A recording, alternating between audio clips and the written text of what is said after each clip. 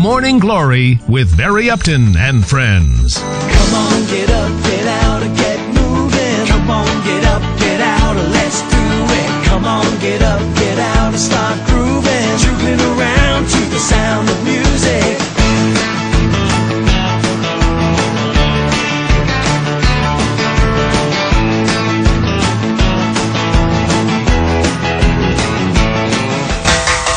Welcome back to MGTV and Morning Glory. My special guest here, Mark Callaghan from Planet Football. Morning, Barry. Another one of your very smart shirts. One every week for you. Oh, that's brilliant.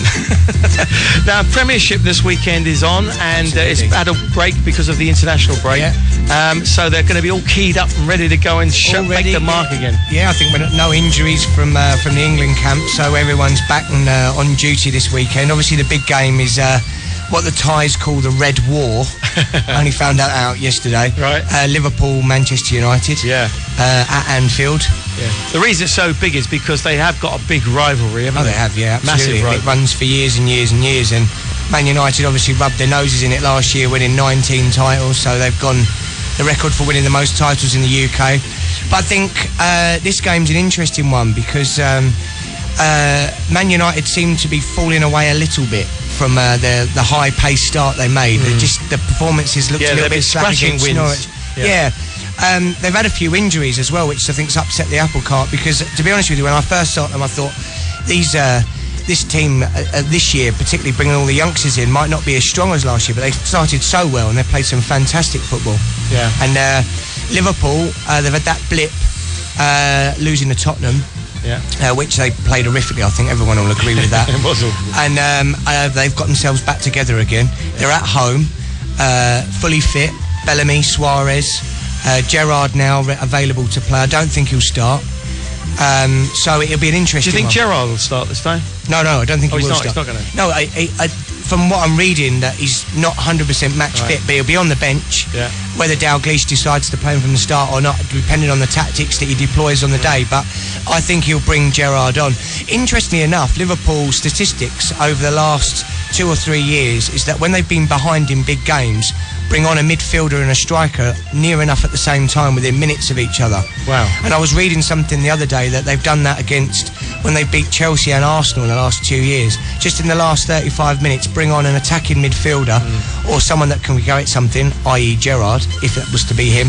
Yeah. And they've also got someone like Bellamy on the bench if Bellamy doesn't start and Carroll gets the run with Suarez. So interesting to see if they do the same sort of tactics, but it seems to work for Liverpool. And Kenny Dalglish, we were talking about man motivators just before we came on the air, and he's a brilliant one, isn't he? Another one, well, King Kenny, yeah, absolutely. And what he's not done for that football club's not worth talking about, you know. So and he's obviously got them players rallied, because what was going on with poor old Roy Hodgson before, he obviously just couldn't get the motivation right. And there's a key ingredient to getting a team to perform well in the Premiership, and you either find it or you don't, you know, and it's very, very difficult to get it back on track. Some managers have done, but it is hard. But I think Kenny has got the experience. He's won the title before, albeit with Jack Walker's millions, but he's done it. And I think he's so passionate for that football club, you know, that he's going to get them players really up for that. He still touches the crest as he walks down the stairs. You see that on the TV, and I think he conveys that to the players that this is a big one. And you know, Liverpudlians, Liverpool fans are going to want that one-upmanship until they meet again later in the year. Is there a question mark over Manchester United's defence at the moment? Well, everyone's talking about that. For me, Rob Jones has been the signing of the season. I think they win that award for me 2 years on the trot, because I thought Chicharito was an outrageous signing the year before when no one really had heard of him.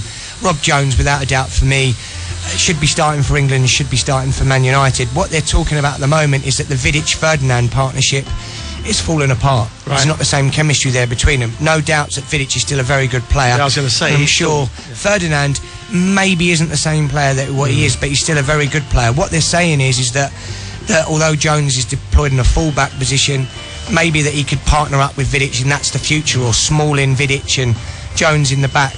They're toying with that at the moment in the press, and they're probably trying to upset the apple cart. For me, when you've got an abundance of talent like that, you know, you should be able to get them. Ferguson will be able to get them players to play together. That doesn't look weak to me on paper. at all. But Ferdinand has actually sort of made a couple of mistakes lately, hasn't he? With letting goals. He has, and just as John Terry has in the past, and such as Jamie Carragher is at the moment. Which brings us on to Chelsea. Yeah. Who are they playing this weekend? They're playing Everton this weekend. Yeah, in the Blue War. But that's at Stamford Bridge this weekend, so that'll be an interesting one. Chelsea are going to hit a bit of form. You know, it's not surprising really. I don't want to talk too much about it because everyone knows they're my club and it's boring. But you know, with the abundance of talent they've got at that football club, it's they should be up there challenging. And Torres is starting to. Torres is he's got his ban, didn't he? He started to bang goals and then he got a ban. So nothing's going right for him. But is he not playing tomorrow? I don't think he's still banned. Tomorrow. So that's. Yeah, that'd be a shame, but yeah, they'll do it. Everton have never been, have always been a difficult club for Chelsea. So, I mean, they're meticulous in what they do. They're very well organised, very disciplined. David Moyes is a very good manager, and he normally comes towards about Christmas time and after New Year. Then Everton normally get their season started. Right. If they started the way they finished the league, they'd probably win it. But they'll get themselves together, yeah, without a doubt. Now, the other big team, Manchester City. Manchester City, you're going to catch me out here. He's going to have a quick look, see who are they Aston playing. Villa, I knew that, yeah. See, and again, Manchester City, they've got to perform week in, week out. They've got to keep up with the title. They're actually themselves, Manchester United, Villa and Newcastle, the only teams that haven't lost a game this season so far. Newcastle now, they're going great guns, aren't they? Absolutely, yeah, and they're playing Tottenham this weekend. That'd be a big game. That is a big game for both of them because Tottenham are starting to get their act together and pushing up the table. Newcastle there in fourth. For me, Newcastle have done fantastic. I hope they can keep their momentum going. Yeah. They're a Premiership club. They always should be. I mean, they got relegated and it was such a shame for everyone. A lot of people say that everyone was Newcastle's second club, but they have done very well, and they've obviously lost Joey Barton as well. And for me, that's a big loss. Yeah, it was, yeah. But they've still done well. They've still maintained it. I'm not the biggest fan of Alan Pardew and what he does, but again, we're talking about players playing for people. They obviously are playing He's for received him. a lot of criticism, hasn't he? Yeah. I thought he was actually okay when he was at Southampton. I was surprised they got rid of him. Well, I think everyone respects him as a lower league club, and you know he gets. Newcastle's a big job. Yeah. Don't make two mistakes about that. It is a big job. It's a big club. Fans are very passionate. And you've got to perform there. Bobby Robson, I mean, he's the only man that's really done that over the last decade. Yeah. You know, and there's some big names that have come and gone there. I thought Chris Houghton was doing quite a good job, but anyway, they decided to make the change. Alan Pardew, I don't think was everyone's first choice. But results. But results are key, especially in the Premiership. You're sitting them fourth. If they keep picking up points like this, they'll finish very respectable in the league. Dare we talk about it so far? It's a great season for them from where they've come from, and you know, long be it. Okay, so let's have a quick mention about Southampton. I did mention them there again, my team here. They're playing Derby at the top of the Championship. That's a big game, isn't it? It's a big game, absolutely, yeah. And like we were discussing earlier on, Southampton have done very, very well. I think the fact with the Championship is such a difficult league to get out of because there's so many teams. Obviously, the prize is so massive. Yeah. But they've been consistent performers so far. I think they'll carry on. Normally, by about this stage, you get the measure of a team. He's obviously doing very well with his squad. Derby under Nigel Clough have done very well. People are saying that I was reading on BBC website the other day that people were saying that if Robbie Savage hadn't retired, would they be in the Premiership? And Robbie Savage turned around and said if they hadn't retired, they'd be in League One. So I've got a lot of respect for Derby and Nigel Clough as well. I think that's a big game, and Middlesbrough versus Millwall as well. Right. Middlesbrough doing very well. And Middlesbrough further down the table, and then of course Forest embark on a new era in the Championship post Steve McLaren as well. They got rid of him now. Yeah, he's gone. I don't know whether that was a knee-jerk reaction or whether that was just the fact that, as we say, results are key, and he just hasn't performed for them at all. Yeah. And it was a shame really for McLaren because he's gone from the highest point you possibly can to the lowest of the low in such a short space of time. I hope he can get his career back on track because he obviously did well for Fergie. I mean, he was highly recommended for Fergie. So you can't be first team manager coach first team coach at Manchester United and be a slouch. You've got to have something about you. But he seems to have built his career with teams in Holland and Germany, and then came to England in a low league club, albeit with a nice challenge of getting them into the Premiership. Fell at the first hurdle. So there you go. We've covered the main matches in the Premiership and the Championship. It's great to see the Championship is so exciting. Yeah, and absolutely. it's great to watch as much as the Premiership. Yeah. But thanks for coming in, Mark. problem at all. I It's really always a enjoy your views on everything, and very much. it's nice to hear someone who's so knowledgeable about their subject. So get down to Planet Football, go and see Mark, and see if you can get your skills improved. Absolutely, yeah. Thanks very much. Thanks, see you soon. All right. Now, the couple of big sporting events at the weekend are the two rugby semi-finals in the World Cup, the Rugby World Cup. You've got France v Wales, and you've got the All Blacks, New Zealand against Australia. So for rugby fans, that's the big games of the weekend to watch. But we'll go from oval-shaped balls to little small round ones. And Mike Gosden's here from the Pattaya Sports Club, and he's a golfing raconteur, aren't you, really? That's what we call I you. am, mate, and I'm also that hungry I could eat the tailboard off a horse trailer. Here he goes, he's straight off. Okay, tournament results. Have you been looking at those? I certainly have, Barry, and it was interesting during the last week that there was 3 first-time winners. Yeah. One in Korea, one in Europe, and one in America. Ricky Fowler, the young US professional, won his very first pro tournament at the Korea Open. Yeah. Quite a promising golfer, only 22 years old. He made his Ryder Cup debut last year and his President's team debut this year, and he hadn't won a tournament prior to being selected for both teams. Bryce Mulder, he won the Fries.com tournament in the US, and that was his 132nd start, so he'd been out there for probably a good 4 or 5 years. Yeah. And you remember last week, Barry, we were talking about trying to retain your ticket to play golf. Yeah, that's right, yeah.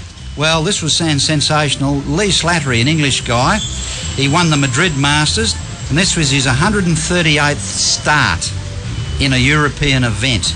And it's interesting, in 2007 he lost his player's ticket only by €77, so probably one putt cost him his ticket. And then in 2009 he lost his ticket again, and he had to go back to the Challenge Tour, which is one beneath the European, to win enough money to get back on the main tour. So perseverance really paid out, and that's great. He should take care. He should look after his ticket a bit more, but he keeps losing it like that. Fair enough. Someone who has been banned from his own tournament is Tiger Woods, isn't it? Apparently so, yes. I understand that he's 52nd in the world at the moment. Something like that, And the yeah. top 50 go into his own tournament. Something like that again. He may get a start, you never know. Yeah, no, I think they'll find a way of getting you in there some way. Yep. Okay, Paddy, best scores. Yes, well, last week, JJ Harney from the Bunker Bar had 42 points, as did Jan Eriksson from Lewinsky's and John Dearden from Lewinsky's. Probably the highlight was the guy that played with the Cafe Kromborg out at Cow Cow, and on the C3 par 3, Mashi Kaneda got a hole in 1, Right. which is great. Very good, very good. Yes. Right, any tips you got for us this week? Any special Yes. golfing ideas? Focus on your routine, not on the result. Focus on your routine, not on the result. Right. Some people see water or a bunker and they're trying to avoid it. No. Just focus on hitting that golf ball. Yeah. If you hit it okay, everything else will be okay. I do that with tennis. If I'm losing, I just try and sort of concentrate and get the rhythm back. Yes. Then once you get the rhythm back, the results come after. It does indeed. So it's probably the same thing with golf, isn't it? Okay, now last week, what was the little probing question that you set? What's the first thing that Eskimo fathers teach their sons? And the answer, I've been thinking about this all week, and it's been puzzling me. I've been losing sleep over it. What's the answer? Not to eat yellow snow. Right. That's always a good tip, that one. Yeah, right. Yeah, very good. Okay, so you got one this week for us? I have. What's cowhide mainly used for? What's cowhide mainly used for? Right, you can put that one over in your mind, and we'll find out next week, shall we? Yes. Right, and you got a big cheerio, have you? I too do. 3 great golfing mate of mine from Australia, Martin Barton and Fargo.